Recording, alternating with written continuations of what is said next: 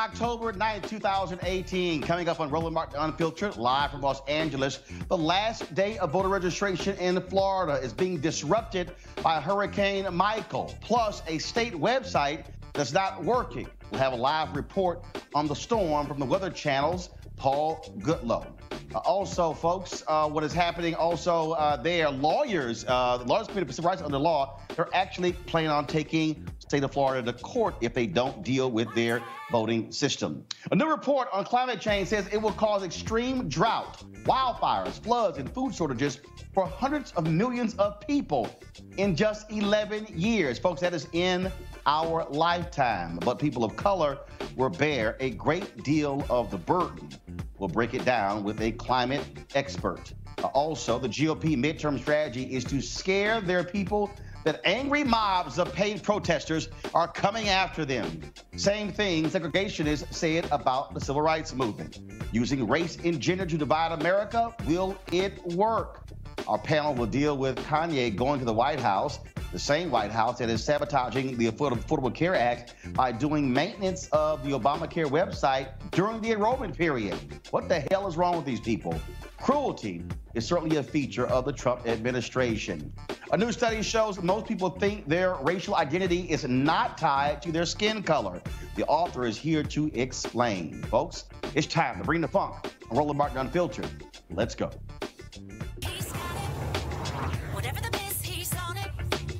Whatever it is, he's got the scoop, the fact, the find. And when it breaks, he's right on time and it's rolling. Best believe he's knowing. Putting it down from sports to news to politics. With entertainment just for kicks, he's rolling. It's on go, y'all. It's Roland Martin, Rolling with Roland now. He's funky, he's fresh, he's real, the best, you know he's Roland Martin now.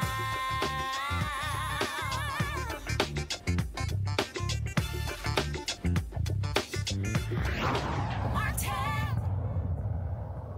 Folks, a number of states is the deadline to register to vote, including the state of Florida. And there are all kinds of problems in the Sunshine State that are keeping people from registering to vote.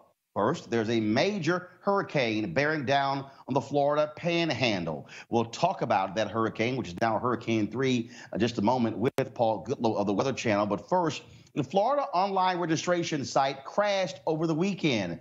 Thousands of people who thought they registered may not have, and there's no notice to them that they failed. Now, also, the Miami Herald is reporting a number of people said it was very difficult for them to even get into the site, for them to were kicking their names out. Now, look, people are still trying to register today. Today is the last day to register. The state says the site is up. There are no problems. Yet folks are still reporting problems. All the issue, of course, with the hurricane, what Florida governor has said, they're going to extend the registration 1 day for people who are affected in the areas. But the problem is the Florida Democratic Party, they want the deadline extended by a week. Joining us right now is Samuel Sinyangwe, a policy analyst for OurStates.org, and Marsha Johnson-Bianco, co-director of the Voting Rights Project for the Lawyers Committee on Civil Rights Under Law. First and foremost, Samuel, when you look at what's happening in Florida, we had this happen a couple of years ago where a judge there extended the registration 6 days, even though Governor Rick Scott and others did not want to do so, because the judges said that, look, people should have the right to participate in the democracy and not be impacted by an impending hurricane. Now you have a hurricane plus a website that has problems. Yeah, it's ridiculous. I mean, the hurricane is bad enough, but now what we found out over the past day is that the state's voter registration site is broken at the time that everybody is trying to register to vote. And so, you know, we personally, organizationally, we have actually sent 13,000 young people who were not registered to vote to the state's online voter registration site over the past 4 or 5 days, 13,000 young people. And the site has been down for at least the past day. We have reports that it was not working as far back as Saturday. So we're talking about thousands of people predominantly young people and people of color who've tried to register on a website that is now broken, and the state is not even has said that it's fixed, but we're still seeing reports that it's continued to be broken. So as far as we know, the site is still not working, still not allowing people to register to vote. And again, as you said, this is the deadline.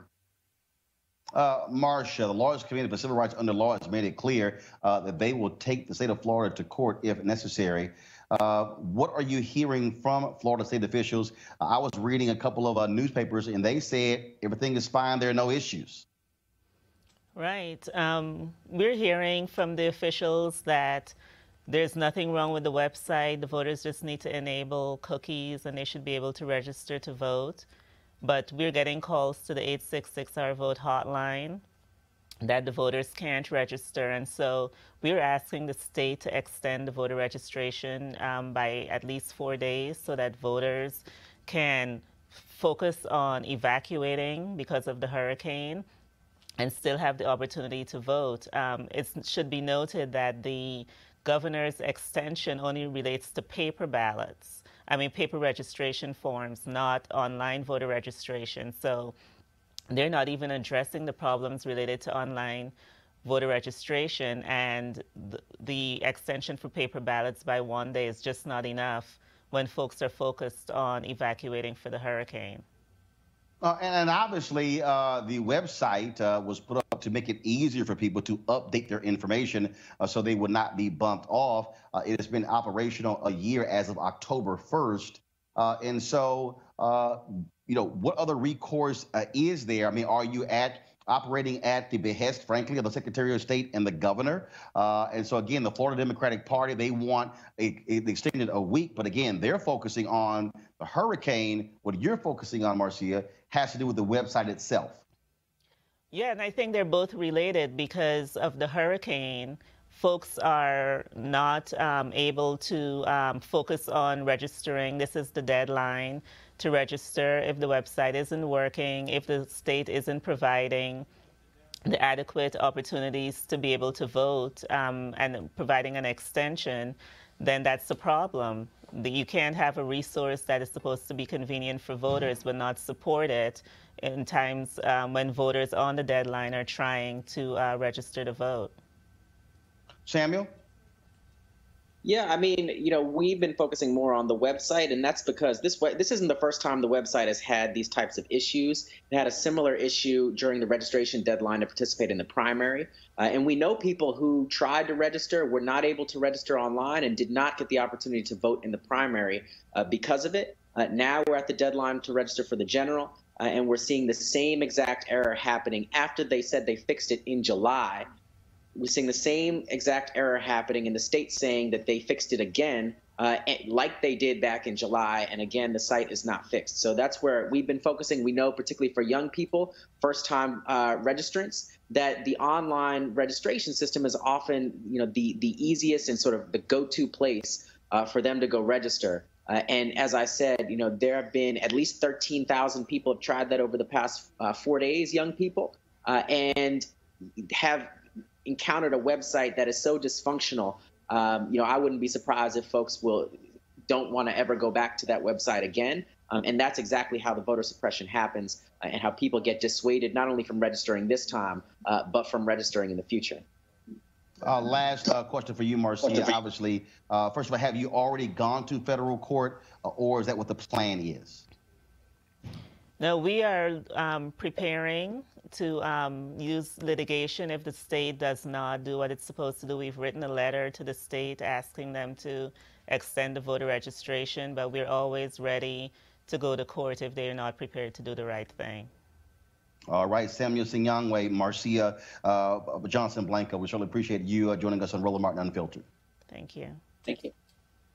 All right, folks, again, the issues there beyond the voting machine, you're also dealing with a hurricane that is coming the way, complicating all sorts of problems there in Florida. Hurricane Michael has already been called a Category 3. Thousands of people are under evacuation orders as we speak. It is bearing down on Florida's panhandle. Hurricane Michael, again, has strengthened. First of all, it has been upgraded. Winds up to 110 miles an hour. Coastal areas are facing life-threatening storm surges.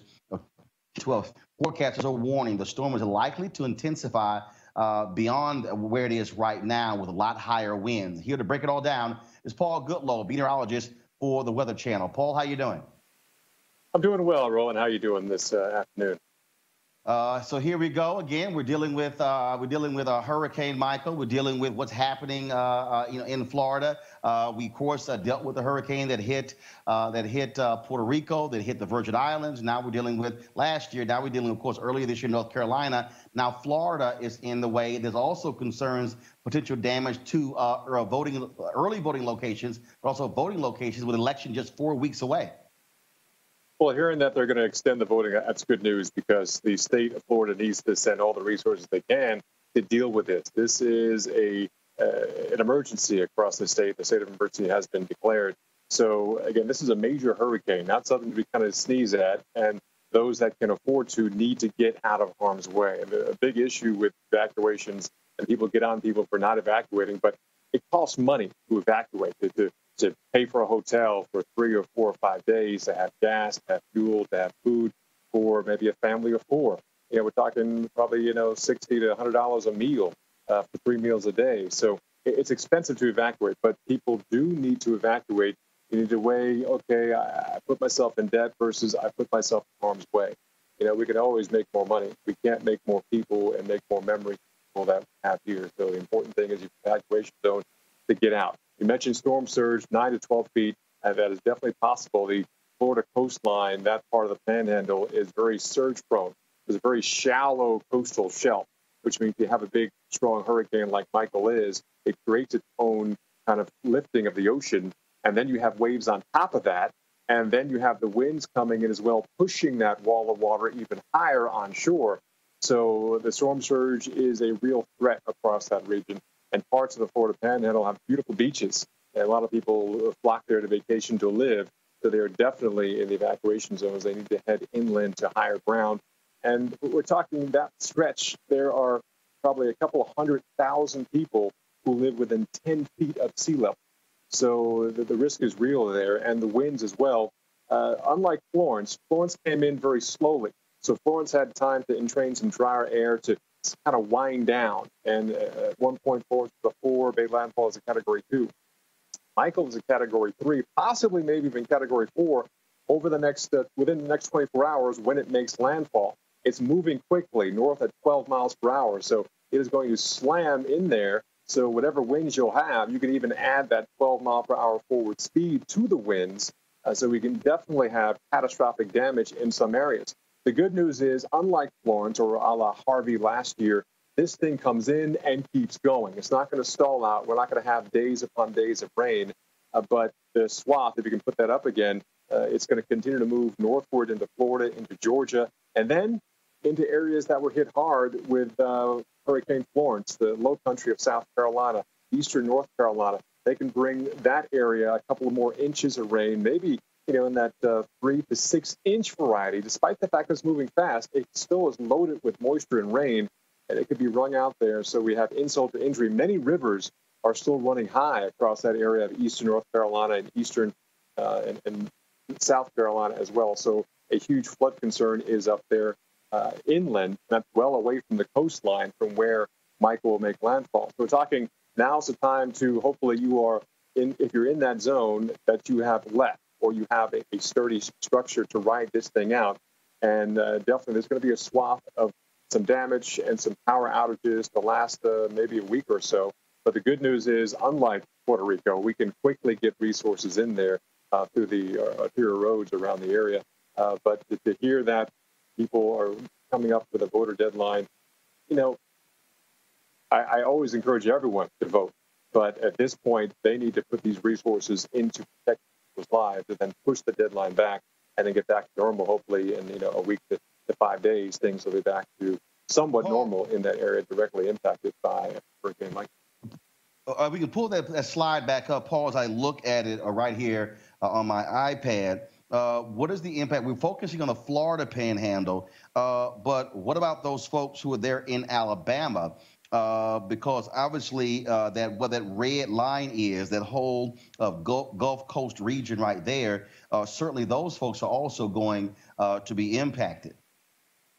Definitely. Parts of what they call lower Alabama, the Dothan area, it's well to the south and east of Montgomery. Montgomery will get their fair share of cloud cover, some rain showers, and maybe some gusty, strong winds, but nothing unlike perhaps a stormy thunderstorm afternoon across that part of kind of central and south central Alabama. But lower Alabama also will see some pretty intense impacts. Now, the hurricane still remains rather small. So we're talking about a lot of the impacts have always been on the east side and the northeast side of the system. So areas of Tallahassee, maybe even towards Gainesville, might have more impact than, say, in Montgomery, Alabama will be, even though they might be technically closer to the center. But if you look at this map and look at the right side, at the right front quadrant, things rotate counterclockwise.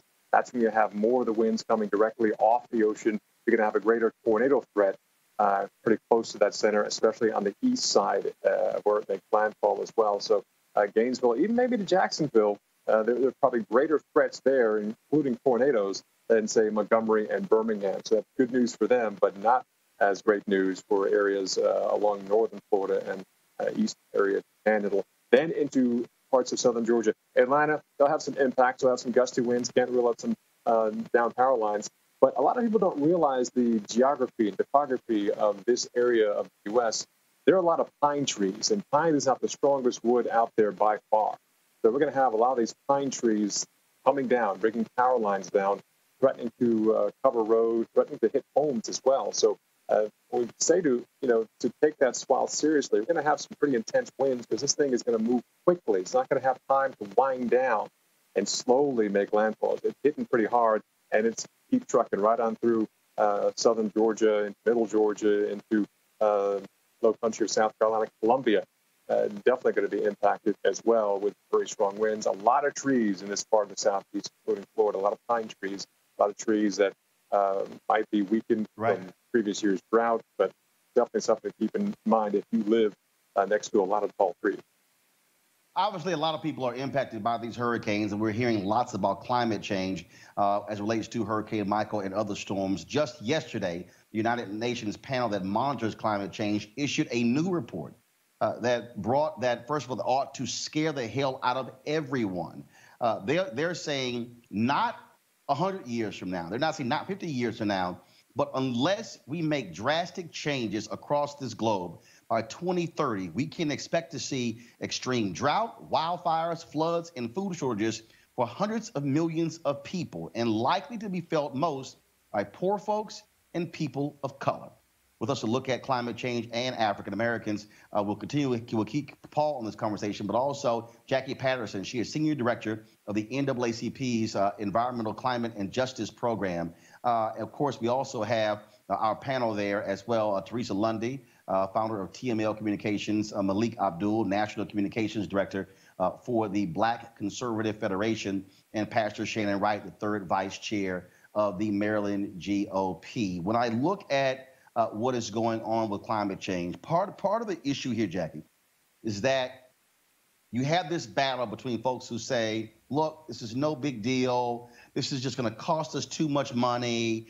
We're really not seeing changes. The bottom line is when this UN report talks about that 1.5 degrees in terms of how we can impact that if we don't deal with that, we're never going to be able to go to fix this problem. And so your assessment of this UN report.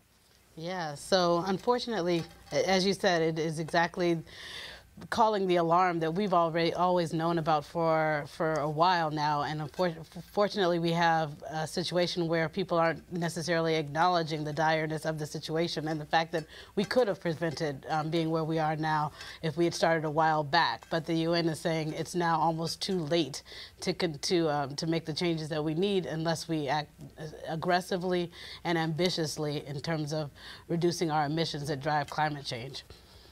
Paul, certainly as a meteorologist, it must drive you crazy when you look at policymakers in Washington, D.C., and let's just be perfectly honest, the Republican Party, who denies climate change, who say it's not real. When you look at what Donald Trump is doing to the Environmental Protection Agency, they are rolling back many of the initiatives that President Barack Obama put in place. Trump has pulled us out of the Paris Accord as And so it is as if these folks are not paying attention to these rapid storms that are back to back, where we used to get one, maybe two. When you look up and you see 4 and 5 and 6, and it's like surely has to be driving you crazy to listen to how they are dismissing this as no big deal.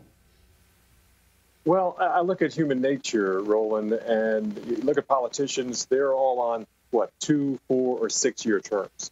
So, climate change doesn't really happen within those terms. Maybe multiple terms, yes, but within one term, not really. So they're worried about getting reelected. So it's all politics. But in terms of the federal government, if you look at what the military is doing, now, despite what the politicians say, the military is making changes now to deal with a changing climate, a rising sea level. So, not everyone in the federal government is ignoring the reality of our changing climate, our warming globe, our rising sea levels, and our stronger and more devastating storms. So the military is doing something about it. So it's not everyone in the federal government. It's just the politicians. Many of them decide that, well, if I do this, it might cost my constituents tax money and their taxes go up. So then they don't like me. They vote me out.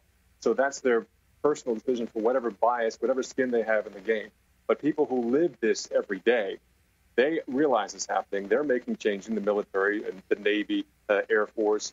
And I'm on the front lines. I've seen these storms. I'm seeing these so-called 500-year floods or 1,000-year floods, which doesn't mean it happens once every 500.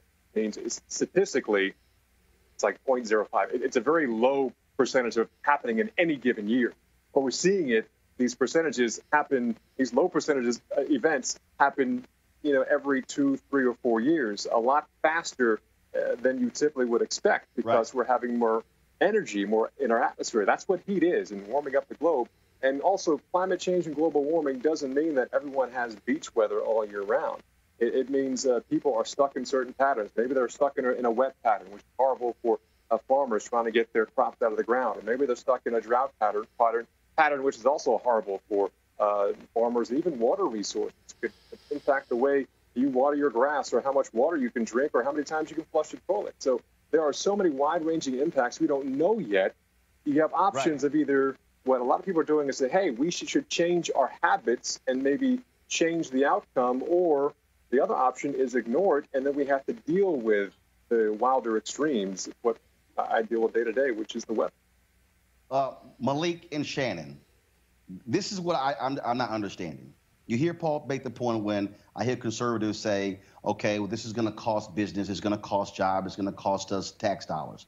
But the reality is, when these storms hit, it's costing us billions of dollars. And so it's not as if we're not spending this money. And again, there's only one Earth. And so as Black conservatives, what do you say to your party? Acts as if this is no big deal and we should just keep doing what we're doing. Don't make any efforts, any environmental protections. Let's just let Donald Trump run rampant through the EPA, pull out of the Paris Accord, let coal people do whatever they want to do, and then everything will just be somehow perfect and normal. Well, if you think about what the administration is doing, of course, there's Trump, and then, of course, there's also what the government is doing with a lot of the career employees. So the Department of Energy is putting forth about $30 million into cost-shared research and development. The agency that does, I think it was SATO, I think that's the name of the department within energy, they're doing a lot with solar technology. They're doing a lot with fossil fuel technology, making sure that fossil fuels are actually cleaner and safer. A lot of the things that they're doing beyond the research and development, there's a perception that Donald Trump pretty much is the federal government. So if Donald Trump says something, then that means that the career government employees, people who have worked in government for 20, 25 years, whether it's scientists at NIH, or whether they're management analysts at the Department of Energy or any of the other government agencies, the work of the government goes on irrespective of the president. Malik, and so that's a lot of the things that are doing. Malik, I'm sorry. All I just heard there is straight bullshit, Malik. But it's true. No, Malik. Let's just be real clear. Mm-hmm. The number of scientists who have resigned from the Environmental Protection Agency is significant. Right. We are seeing a massive attack on scientists in agriculture, in EPA, and also in the Department of Energy. When you say $30 million, we have pulled out of the Paris Accord. When you had the Trump administration came into the White House and literally was saying, show me all of the people who are attending these climate conferences. And they have been targeting these individuals. Shannon, I get spin, but let's just be real here. What the Trump administration is doing, it is stacked with lobbyists from the oil and gas industry. Trump is touting coal, coal, coal. You can say clean coal all day. It doesn't exist. The bottom line is this administration is rolling back in a huge way the environmental protections, and America is not leading the way to address what this climate report is actually saying, Shannon. I can't really argue with you on that one. You know, years back, you saw what happened in New Orleans with Katrina, and then it was some years, and there was Irene, and then Sandy, and then the last couple of years, every year there's been some named storms that have done some damage. I live in Baltimore because we lost our house in New Jersey from Hurricane Sandy. So I understand what the party says, but I understand how it affects the people in the community. Personally, I drive a hybrid because I'm not a scientist, but I know when I see things changing over time, if it walks like a duck, if it talks like a duck, I don't have to wait for it to quack in my face. So, Teresa? Well, I agree. I think what we see right now is the Trump administration is trying to save money. I'm not sure why they're targeting the environmentalists, but I think it's obviously time to stop it because, again, lives are in the trenches, are being hurt daily. And I think, again, we need to find solutions in order to actually transcend this actual problem. Paul and Jackie, I want to get both of you in here. And so, and look, I understand what Malik was attempting to do, but Jackie, the reality is there is a clear and decisive attack on people who believe that climate change is real. You've got Republicans on Capitol Hill who are in denial about climate change. They control the House, they control the Senate, they control the White House. And so they are not leading on this issue. And in fact, Trump has made no mention of this report. No big deal. It's irrelevant. It's as if it never happened, Jackie. No, you're absolutely right. We have situations like where there's been protections rolled back on the Alaskan Native villages that are facing impacts where, for example, the Red Dog mine there has violated the Clean Water Act 600 times, and yet it continues to operate and pollute those areas. And those are the same areas where we're having impacts like the Kivalina in Alaska is going to actually evacuate displace their entire populace because of sea level rise driven by climate change. And so the rollback of regulations are impacting Alaska Native villages, African-American communities, of course, we're seeing in the crosshairs disproportionately impacted by each and every one of these disasters from the storms to the flooding to the drought, already living in food insecure communities. And so all of these impacts are being felt now. We talk about future catastrophic climate change. Some communities are in the midst of catastrophe right now. And Paul, look, this impacts black people. When you look at what's happening with environmental racism all across the country, we are impacted. At the end of the day, look, the people who are most at a disadvantage will be greatly impacted by climate change. Your final comment on this topic.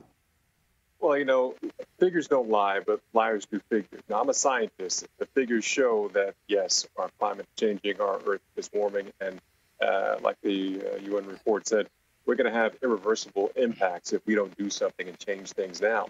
And think about back in the 60s and 50s, you know, smoking was the norm. And then eventually they put warning labels on the cigarette packet. Why? Because people linked smoking with cancer, smoking with birth defects with pregnant women.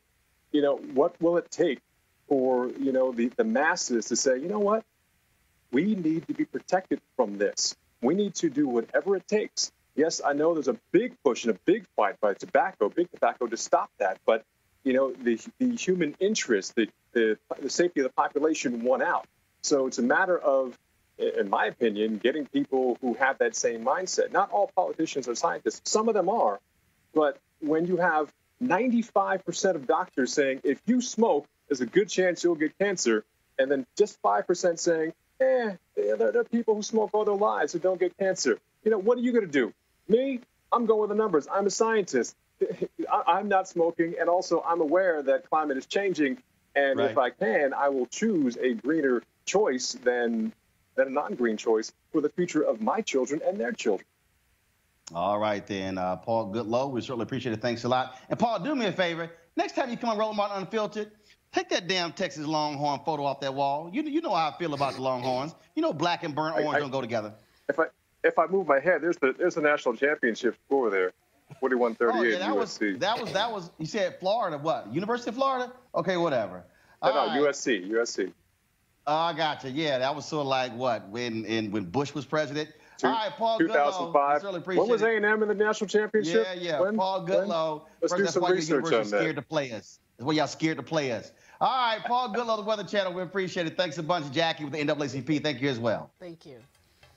All right, folks, the Republican Party, they decided that running on these so-called accomplishments of Donald Trump really ain't going to work. So they've said, we've got a bunch of angry mobs running around trying to take over America, and they're all paid protesters with money coming from George Soros. He is pretty much like the biggest boogeyman for the Republicans. But a lot of this also, frankly, are some anti-Semitic attacks on George Soros, who is, of course, Jewish. Now, what they're saying is very similar to what segregationists said during the Civil Rights Movement when they said these angry mobs of black people are going to come out here agitating for change, and they were getting money from these Jewish folks.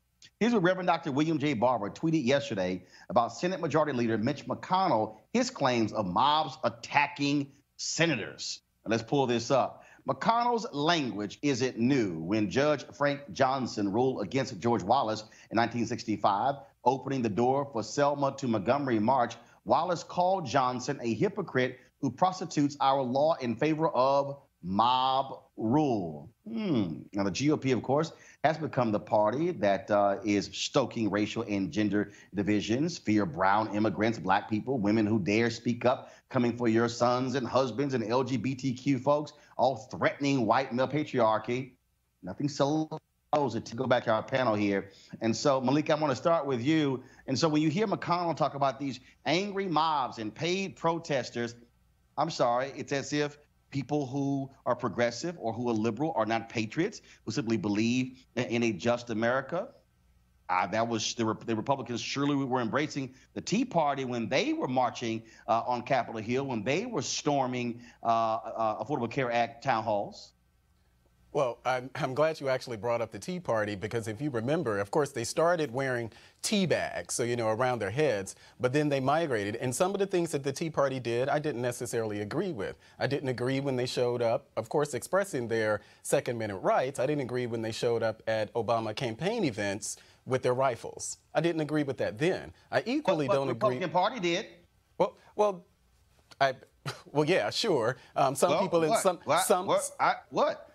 Some people in the party did, but I think it's disingenuous to say that everybody in the Republican Party supported everything that the Tea Party did, just like everyone. No, hold up. First of all, I didn't say that. What I did say is that the Republican National Committee and those individuals who want to be in power had no problem at all with what Tea Party folks were doing, because what they felt is that what they were out there was driving up the poll numbers of people who were against the Affordable Care Act. They were fully embracing of those things. Yes or no? Absolutely. And it's the same thing that we have now. It's the same thing that we have now going on the Democrat side. When you look at the endorsement. But was that mob rule with the Tea Party? Well, we didn't have, I don't recall the Tea Party actually showing up at events where Obama officials were. I don't recall the Tea Party actually going to commencements and booing secretaries of states. I don't recall the Tea Party going into restaurants, accosting people at restaurants. I don't recall them kicking them out of restaurants. These are things that are happening now, and I think it is fair. Of course, it's strategic. Both sides do it. I do recall the Tea Party folks spitting on a civil rights legend like Congressman John Lewis and others as they were going into the U.S. Capitol. I recall that happening. Well, yeah. So some members of the Tea Party may have done something like that, but I just want to make sure that we're recalling that. But you bring up John Lewis. I think it's also important to realize that if you're talking about rhetoric, even in I think it was when he was running against Obama, it was John Lewis who actually referred to who made the comment that who was that, McCain, would actually take us back to the days of George Wallace standing in the schoolhouse door. Mitt Romney was a sexist. Everyone disliked Mitt Romney. You know, he was the binder full of women. And these are attacks that Democrats actually ledge on Republicans during that time. What, so Teresa? I think it's something that happens all the time. Malik, I get your point. But Teresa, here's the reality. The reality is, if Republicans are supporting voter suppression efforts, that are denying black folks the right to vote, that are putting in place rules and procedures that do take us back to George Wallace, yeah, it's a fair comparison. When you have the Supreme Court, a conservative Supreme Court, Teresa, that guts the Voting Rights Act and then says that Congress needs to update it, and the Republican Party is in control and refuses to even have hearings, even consider it. In fact, you have Sensenbrenner from Wisconsin. Republicans don't even want to sign on to his bill to fix the Voting Rights Act. So that sounds about right, Teresa. Absolutely, it sounds about right. I think Democrats are in their right to act the way they are. This is modern age. You know, Tea Party, it was back in the day. Modern age, yes, there are going to be some new creative methods that are going to take place in order for people to voice their opinions and create the charge that's necessary for their voice to be heard.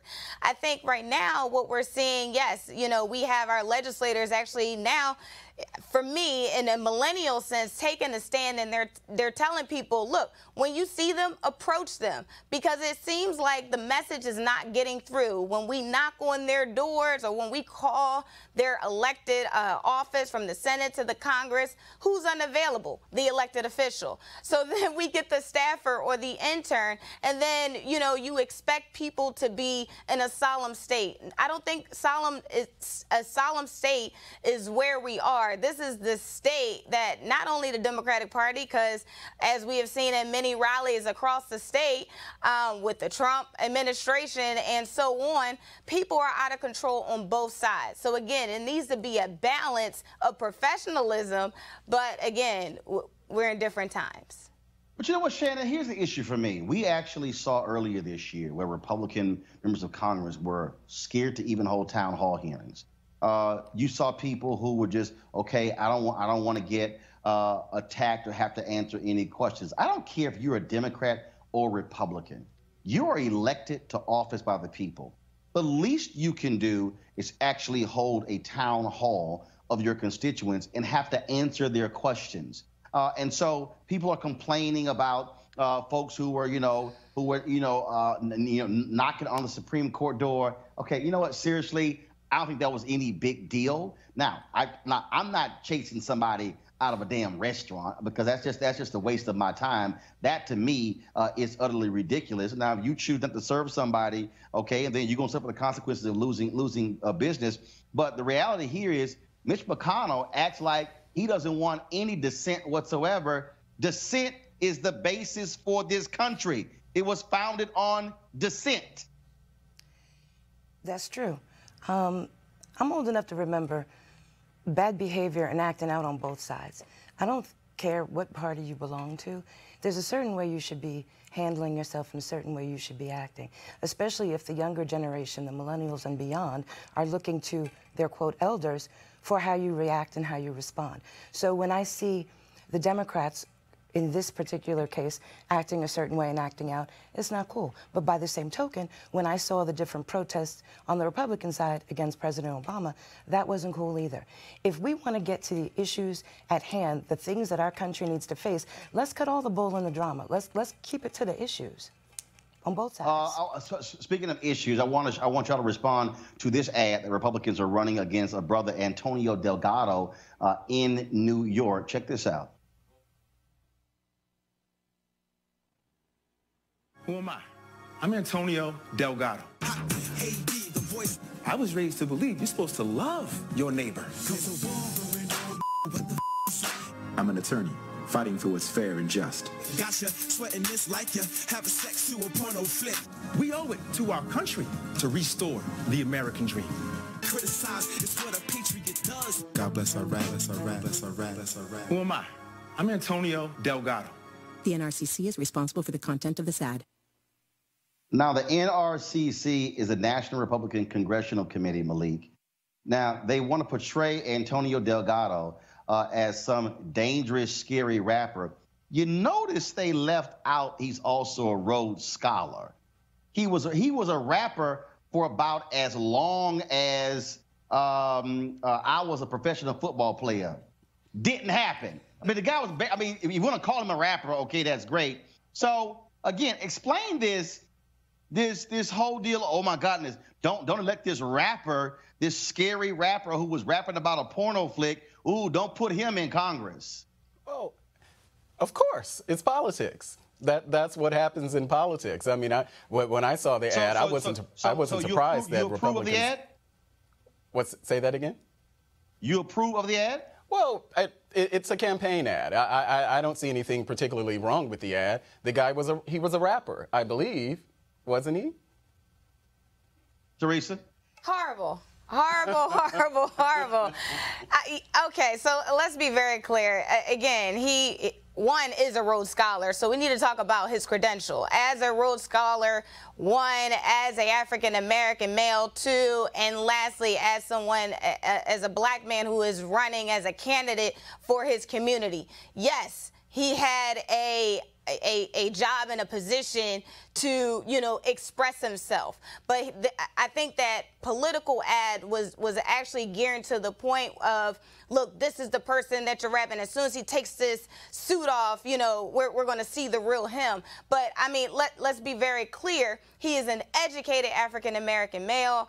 He is running to fight for his community. And, again, this is, unfortunately, Brother Malik has said, this is a political ad.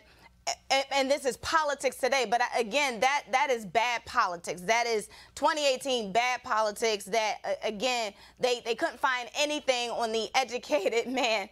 But, again, they would find something, as minute as that. Shannon, we're looking at Antonio Delgado. He is a lawyer, Rhodes Scholar, Harvard Law graduate as well. And again, his rap career, that thing was so short, you can't even call it a career. It's like this. I've seen, first of all, if he was a rapper, that's his business. That's his business.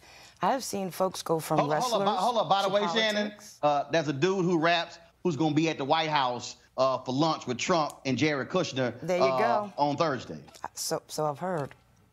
So my point is, there's lots of folks that are still rappers that have an opinion and a point and something to say, that folks are trying to get to run for office all the time. So whether he is a rapper or not is not the issue. It should be about, I believe somebody said, the content of character at some point. And again, that's not restricted to any one party. Content of character. When you go around and you do some character assassinations, that's bad politics, and I don't care which party it's from. It's bad politics. These are the folks that are going to be responsible for how much money comes out of your pocket for taxes, the type of health care you have, the type of education that your children have. And if those decisions for who's going to represent you are not based on content of character, you got a problem before Jump Street. All right, folks, I got some voter registration deadlines that are coming up. If you are of age, we want to make sure that you are registered to vote. Here are the last days to register in the next 5 days. October 10th, folks in Missouri, that is the last day for you. In New York, North Carolina, and Oklahoma, your date is October 12th. Delaware, you have until October 13th to register. Virginia, October 15th. Kansas, Maryland, New Jersey, Oregon, West Virginia, October 16th. And so, again, we want to make sure that folks are going to be registered, if they're going to get out there. And please, if you are concerned, if you think that, well, I'm not quite so sure whether or not I can do that, please go ahead and re-register just to make sure you're registered to vote. And I want to shift to another topic here, and that deals with the Affordable Care Act. And I really don't get this, Shannon. I don't get this administration, the Trump administration, who continues want to screw with people signing up for the Affordable Care Act. Now, we might remember what happened before where they said they were going to stop advertising, stop pushing it out. Now, the Trump administration plans to have maintenance downtime for healthcare.gov during the period when people actually get to sign up. I'm sorry. I don't care if you are Republican. I don't care if you oppose this. To prevent people from getting the Affordable Care Act, care their lives, is shameful and despicable by this administration. Again, I can't argue that point. Healthcare should be a basic right, like food, air, water, certain things. So when you say that the website is down for maintenance, when you look at this administration, you have to understand something. Donald Trump's perspective is as a businessman, dollars and cents. The affordable, let's cut all the bull. Affordable Care Act costs money. It's not sexy, it's not cute. So if you're really going to do things to try and shift resources and shift funding, you're going to go where you're going to get the best bang for your buck. I'm not saying I agree with them because I don't. But when you have folks that are more interested in politics than people, these are the kind of issues you face. And it's up to the folks that are at the state level and the county level and the local level, regardless of party, to understand when they walk out their doors and see their neighbors, they don't see party, they see people, and act accordingly to the needs of people. So Malik, you tell me that, the last 10 months, they couldn't figure out to have maintenance on the website. They decided to actually do it when it's time to sign up for the Affordable Care Act? Well, I don't know about that. I would think that within 10 months they would be able to do that. But, you know, I don't know what the rationale is behind the maintenance during the same time. Because you know what the rationale is. They want to keep people from signing up for the Affordable Care Act. That's well, no, it. I don't know that. I don't know that Malik, at all. Bruh. Well, I mean, you can Seriously? say that, but just because you say it doesn't all mean right, that okay, it's hold true. up, Malik. So last year, last year, when they decided they were going to stop running ads, why did they do that? Well, they did it because they had a problem with, were we still in the repeal phase of Affordable Care Act? Are you talking about hold on. during that First of all, phase? you ain't repealed nothing. Well, Here's I'm the saying, other I know, piece. I'm asking whether or not we were in that repeal phase of Affordable Care. Is that what First you're of all, talking they had about? about 75,000 votes trying to repeal it, so I don't know what the hell phase you're talking about. Well, So they never going on. repealed it. Yeah, they never repealed it. But here's the other deal, Malik. You also have the Republicans who not only that, wouldn't even send out officials to talk about it. So now all of a sudden you decide to maintenance on the website right when it's time to sign up. Well, that's good, right? They're doing maintenance on the website. Hell That's no. good, right? No, it's not good. And I think it's Okay. not. See, guess what? You're going to be one of those folks with a Good pre-existing attempted condition or a spin on that family one. member, so they actually get to repeal it, and then it's like, oh, what happened? Oh, my bad. The old law, you could go ahead and be covered, but under the Trump law, you're not going to be able to be covered. Teresa? No, I think, again, like you said, Roland, you are calling it straight to the surface, right? Putting feet to the fire. And unfortunately, again, as Shannon was talking about, in terms of bringing, people first, that is the mindset of what we should be talking about here. Maintenance during a crucial period in people's lives in order to take care of their families and their own individual health during maintenance season. I think, again, it's another Russian crush, and I'm, for one, actually surprised that I haven't heard any real media coverage about that, because, again, it's not about the people that's being at the forefront of this conversation. Well, again, they also did the exact same thing last year, and this just shows you, frankly, how trifling they are. And check this out. What's so crazy is that the downtime. So you're talking about more than 20+ hours again, but you waited until it's sign-up time to check the website. Yeah, we know that's filed. All right, speaking of filed, Ted Cruz, every other full letter word was taken, so all we got left is filed. So, of course, he is running against Beto O'Rourke for the U.S. Senate position. He's trying to keep his job. There's a political action committee that put out a pretty damn hilarious ad. I can't wait to hear my panel has to say about this. Rotate. Somebody left something on my door the other day. Is it Ted Cruz, toughest Texas? I mean, come on. If somebody called my wife a dog and said my daddy was in on the Kennedy assassination, I wouldn't be kissing their ass. You stick a finger in their chest and give them a few choice words. Or you drag their ass out by the woodshed and kick their ass, Ted. Come on, Ted. Political ad paid for by FTC PAC, not authorized by any candidate or candidates committee. All right, I got to ask my panel. I'm sorry. I get politics. I get you want to sit here and embrace Donald Trump, but I'm with that ad. You talk about my wife, call her a dog. You talk about her looks and accuse my daddy of killing President Kennedy. Ain't no way in hell I'm going to roll with you anywhere. Self-preservation, why would you? I mean, I get it. Again, politics. Whoever put that together was trying to make a point. Okay, hold on, Shannon. Shannon, you married, right? I sure am. Okay, so let's say your husband was a politician, and another guy called you a dog and talked about how you looked and said your father-in-law killed the president. And then your husband come home and say, well, baby, I got to go ahead and, I got to roll with him. I got to campaign for him. He get the side eye? You cut him off? So I've been accused at times of being an angry black woman who's been married for almost 20 years. So first, I'm not going to do it out. And then I'm going to check my husband if he didn't check her before he came home. So, but that's me personally. That's what I'm saying. You go check your husband like, lost your damn mind if you think he gonna roll here. Pretty much. Okay, Malik, you married? No, I'm not. No, I'm not. Okay, Malik. Let's say you married. You a politician. Another cat call your wife ugly. Talk about her looks. Say she looked like a dog. Say your daddy killed Kennedy. You cool rolling with him? Well, oh, come on, Roland. Now, of course, we're talking about the President of the United States. So it's not like I'm talking about, no, hell no. Yeah, but we are, though. I mean, we're talking about, but Ted Cruz talking about Ted Cruz and Donald Trump. Of course, they had that spat during the campaign, but Ted Cruz, like everybody else, pretty much came around because Donald Trump is the President of the United States. Malik, spat. I'm serious. Malik.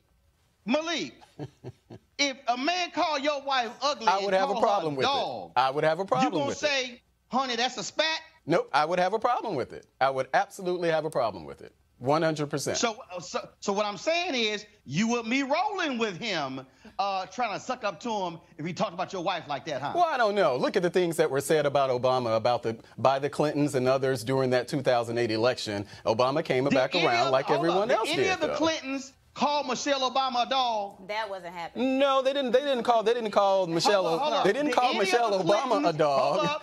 No, they didn't call Michelle Obama a dog.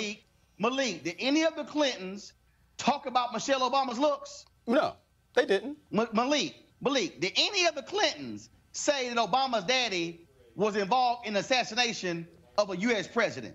No, it was just Bill Clinton, remember, said that a few years back, Obama would be serving coffee. You remember when he said that? And when he also said, Teresa, go ahead. Well, it's true. No. But it's true. So this is another example, and I'm glad this is another example that I'm glad that commercial actually pulled out, that Senator Ted Cruz has no backbone. He hasn't had a backbone when he was running for office. The people, his constituents, saw that he had no backbone. I mean, he again was for me a sitting duck senator, in accordance to some of his policies, but really when he decided to run on the national front, everybody got to saw the true Ted Cruz. And he had those two grand opportunities to stand up for the one person who's been in his corner, and he decided to not. And so for me, I think he stood by his wife. He stood by his wife. Okay, he stood by his wife. Wait, what? You right, Malik. But he stood by his. I've never heard of any problems. Hold up, Malik. You right. He stood by his wife. Great. He didn't stand up for his wife. There you go. Stand up. It's semantics. Stand up. Stand by. We're talking about the same thing. He didn't stop supporting his wife. He criticized the president when he said it. He was very visceral in his criticism. How long did it take him to criticize his wife? I mean, so is either he didn't criticize. Let me help you out. Malik, let me help you out. We standing here. My wife right next to me. Somebody walk up and slap my wife. I go, baby, you okay? Did that hurt? And then you going after them, right? Now, hold up, Malik, hold on. That's called standing next to your wife. Right. Somebody walk up to your wife and slap him. Then you beat the hell out of them. That's called standing up for your wife. It ain't semantics. Teresa, go ahead and finish your point. No, I think, look, Right on, Roland. But overall, again, you know, what the state of Texas need, they need a senator who has their best interests. It's consistently, you know, with Ted Cruz, he's dropping the ball. He's not taking part in the necessary legislation for his state. And it's evident, you know, it looks like he is one of those get along to be along type of guys, and the people are tired of it. I think, you know, again, showing a older white male, probably in his 60s or 70s, was the right approach, because that is his constituent base that is like, look, we're tired of you sitting in the seat and not doing any work for us. We're tired of you, again, your wife is pushing you around on camera, and we're tired of you not even standing up for her. So again, you know, for me, true. Well, I mean, it was evident even on the campaign trail, even to today. That's not true. Definitely factual. But it's not true, because he criticized Donald Trump. Everybody knows that he criticized Donald Trump for how he responded to his wife. And how long did it take him to criticize? Okay. Well, he's a politician. He's a politician. We cannot want him to be a politician, but he's a politician. He's the wrong politician for the job. Look at the politicians from 2007 to 2008 who all supported Hillary Clinton. Come on now. Malik, yes. When a grown man talk about your wife and you keep rolling with him, I absolutely would have a problem with it, and I would address it. Right. When will you address it? I would address it. Let's go to our next topic. Conversations about race. I got it. Y'all can keep on going with that. Conversations about race in the age of Trump have become more frequent, and of course, and more contentious. But race, according to a recent study, is about more than skin color. It's not just a black and white issue. Does biology determine your racial identity or your race? Here to discuss that is the author of this study, Alvin Tillery, director of the Center for the Study of Diversity and Democracy at Northwestern University in Chicago. Alvin, so explain when you say that it could be about biology. What does that even mean? Well, Roland, thanks for having me on. You know, most Americans walk around with a sense of their racial identity that's rooted in biology and genetics. We have this in our common parlance.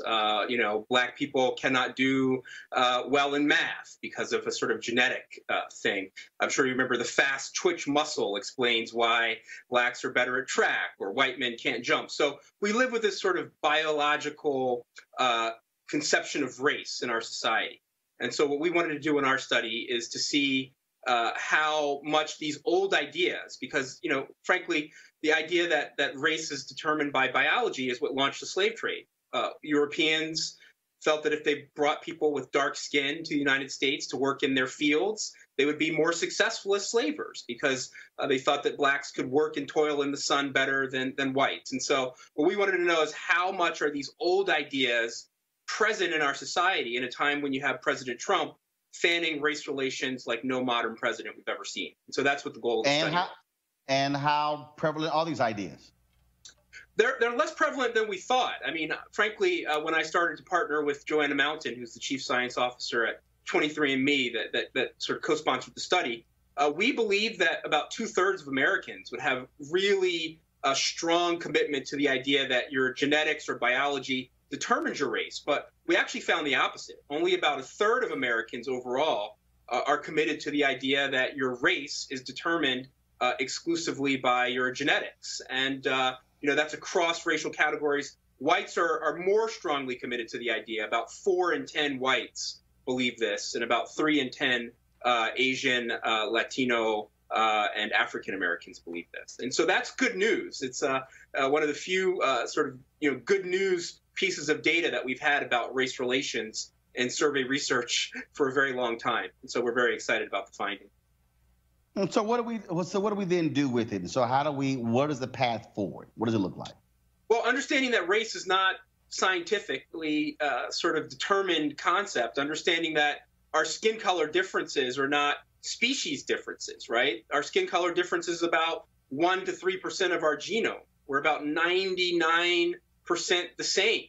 And so understanding that gives you a lot of power to undo the work of racists. It means that all of the divisions that we see in our society are sort of socially constructed. They're constructed through politics. They're constructed through our markets, through capitalism. And that means that we can fix them if we turn our attention to them and we sort of try to fix them as a society. And so it's just one less area where we have to do heavy lifting, to convince people that we are, more alike than we are different, and we should have a just society where everyone is equal. And so, we have to think about it from the perspective of numbers. So what does it mean to say a third of Americans? So that's about 80 million people do believe that it's strongly connected to biology. And so the scientists on our research team are very upset about this. They think the number should be down 1 to 2%. And so, that's what we need to work toward as a society. All right, Alvin Tillery, we appreciate it, man. Thanks a lot. Thank you, Roland. All right, folks, time for hashtag HBCU Giving Day. Our university today, roll the tape.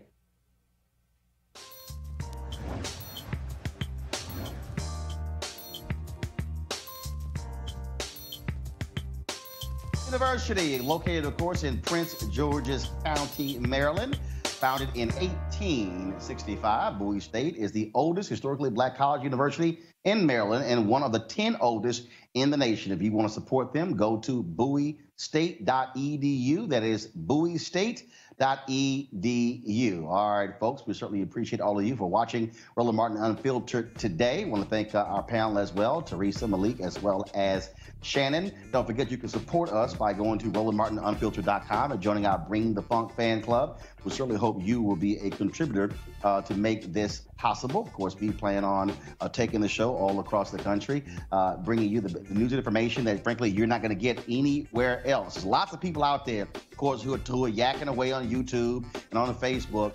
Are they actually covering our issues? Are they actually interviewing the critical newsmakers who you need to hear from? Information you're not going to get on other outlets? The answer is no. It's just us. And so we certainly want you to be a part of this. All right, folks, I am, first of all, just real quick, I'm out here in Los Angeles doing interviews for the BeWoke.vote campaign. Some amazing interviews with people like comedian Ali Sadiq, Erica Ash, Erica Alexander. Tomorrow I'll be talking to Chuck D, Maxine Waters, and also Reverend James Lawson, who led the Nashville movement, plus Zalaha Nails. We got some great interviews. I can't wait for you to see and hear what they have to say about the importance of voting. Do not forget those voter registration deadlines. Please, if you know folks in those places, you got family members, give them a call, email them, text them, tell them they must get registered because we must participate in democracy and make our vote count. Y'all take care. Have a great day.